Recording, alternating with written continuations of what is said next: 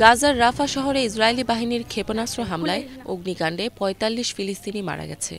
নিহতদের বেশিরভাগই নারী এবং শিশু। গুরুতর আহত হয়েছেন অনেকে। ইসরায়েলি বাহিনী বলছে হামলাটি হামাস নেতাদের বিরুদ্ধে ছিল, তবে এতে অসহায় ফিলিস্তিনিদের মৃত্যুকে মর্মান্তিক দুর্ঘটনা উল্লেখ করে তদন্তের আশ্বাস দেয় ইসরায়েল।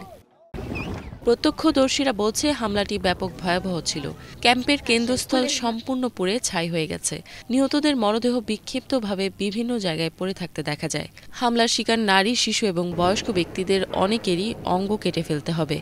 ক্যাম্পের অনেক তাঁবু এবং যানবাহন ধ্বংস হয়ে গেছে। হঠাৎ একটি ক্ষেপণাস্ত্র মাটিতে আঘাত করে এবং চারপাশে আগুন ছড়িয়ে পড়ে। আমরা সবাই চিৎকার করছিলাম, আমাদের আশেপাশের লোকজনের খোঁজ করছিলাম, তারা জীবিত আছে নাকি মারা গেছে।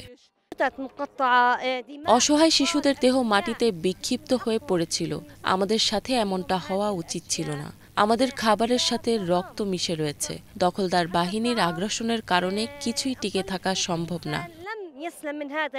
স্থানটি নিরাপদ হিসেবে মার্ক করা ছিল বিধায় এখানে অক্ষত থাকার প্রত্যাশায় আশ্রয় নেয় ফিলিস্তিনিরা।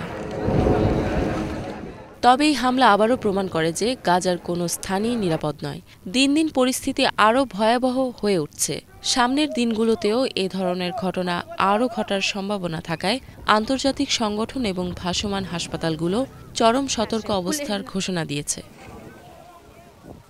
ইফাত জাহান, বাংলাভিশন।